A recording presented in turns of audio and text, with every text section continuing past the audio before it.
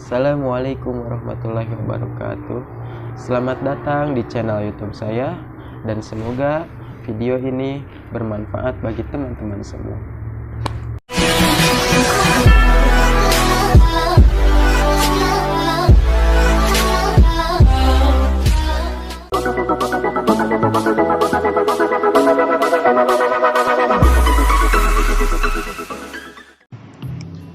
Oke Baraya, pada kesempatan ini saya akan mencoba membahas salah satu materi kelas 7, yaitu tentang sejarah Khulafaur Rasyidin. Dari mulai Abu Bakar, Umar bin Khattab, Utsman bin Affan, dan terakhir Ali bin Abi Thalib. Sebelumnya, perlu diketahui bahwa pembahasan sejarah Khulafaur Rasyidin ini bertujuan agar peserta didik khususnya kelas 7 bisa mengetahui sejarah Khulafaur Rasyidin dan meneladani sifat-sifat terpujinya. Dan untuk umumnya bertujuan agar semua kalangan mengetahui minimal sejarah singkat tentang Khulafaur Rasyidin. Yang pertama, kita akan membahas sejarahnya Abu Bakar As-Siddiq. Menurut sejarawan Profesor Mas'ud Ul-Hasan, Abu Bakar lahir pada tanggal 27 Oktober 573 Masehi. Ia memiliki nama asli Abdullah bin Utsman bin Amir bin Amr bin Ka'ab bin Sa'ad bin Taim bin Murrah bin Ka'ab bin Lu'ay bin Ghalib bin Fihr. Jika diruntut nasabnya, maka akan bertemu dengan nasabnya Nabi Muhammad SAW. Abu Bakar tergolong dalam kelompok as-sabiqunal awalun, atau kelompok orang yang mula-mula atau yang pertama kali masuk ke dalam Islam. Abu Bakar berasal dari kalangan orang dewasa yang pertama kali mempercayai dan mengimani Muhammad sebagai nabi utusan Allah Subhanahu wa taala. Dan perlu diketahui juga bahwasanya Abu Bakar diberi gelar As-Siddiq. Mengapa Abu Bakar diberi gelar As-Siddiq? Karena Abu Bakar adalah orang yang pertama membenarkan Isra Mi'rajnya Nabi Muhammad SAW. Walaupun suku Quraisy banyak yang meragukan, bahkan mendustakannya.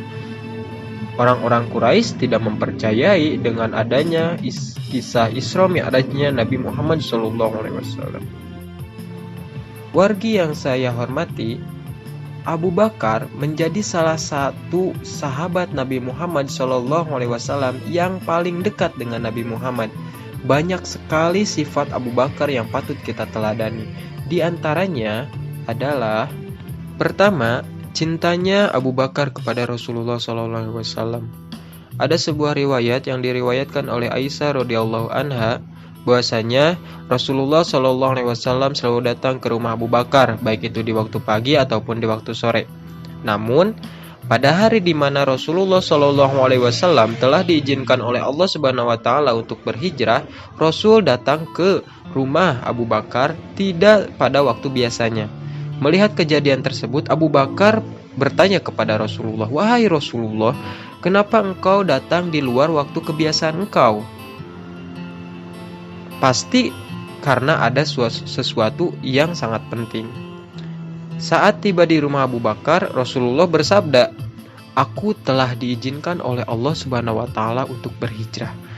Kemudian Abu Bakar menanggapi, "Apakah Anda ingin agar aku menemanimu, wahai Rasulullah?" Rasulullah SAW menjawab, "Ya, temanilah aku." Abu Bakar pun menangis.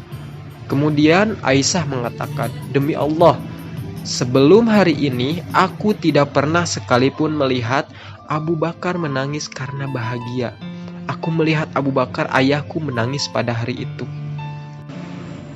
Kedua, Abu Bakar selalu menangis ketika membaca Al-Quran. Abu Bakar adalah seorang laki-laki yang amat lembut hatinya, sehingga tatkala membaca Al-Quran, matanya senantiasa berurai air mata. Ketiga, Abu Bakar selalu berhati-hati terhadap harta yang haram atau subhat. Ada suatu kisah yang diriwayatkan oleh Aisyah radhiyallahu anha bahwasanya ada seorang budak yang memberikan kepada Abu Bakar sebuah makanan yang dimana makanan tersebut adalah hasil dari tipuan. Maka Abu Bakar langsung memuntahkan makanan tersebut. Karena apa? Karena Abu Bakar sangat menjaga perutnya dari hal-hal yang haram dan bahkan subhat. Inilah kehati-hatian Abu Bakar.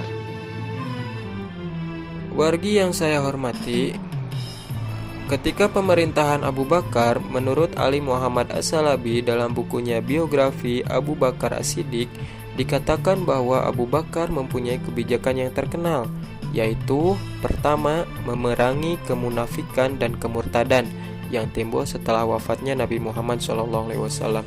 Ada dua macam orang yang melakukan kemurtadan. Yang pertama, mereka yang mengaku dirinya Nabi dan pengikutnya harus diperangi. Yang kedua, mereka yang membedakan sholat dan zakat tidak sesuai dengan syariat Islam yang diajarkan oleh Rasulullah harus diperangi pula. Kebijakan yang selanjutnya adalah bahwasanya sistem pemerintahan Abu Bakar harus berdasarkan musyawarah. Ketika terjadi suatu permasalahan dan Abu Bakar tidak menemukan di dalam Al-Quran serta tidak terjadi pada zaman Nabi Muhammad SAW, Abu Bakar mengumpulkan para sahabat dan tokoh-tokoh yang terbaik untuk membahas, mendiskusikan, dan diminta pendapatnya, kemudian disimpulkan sehingga menjadi suatu keputusan dan peraturan. Yang ketiga, kebijakannya yaitu mengumpulkan ayat-ayat Al-Quran. Di sini Abu Bakar beserta Umar bin Khattab khawatir karena banyaknya para penghafal Al-Quran yang gugur dalam medan perang. Maka dari itu Abu Bakar dan Umar bin Khattab mengusulkan agar bisa mengumpulkan lagi ayat-ayat Al-Quran dari para penghafal dan dari ayat-ayat Al-Quran yang sudah ditulis dari daun, dari batu, dan dari tulang belulang. Mereka semua kumpulkan dan disatukan dan jadilah sebuah Al-Quran.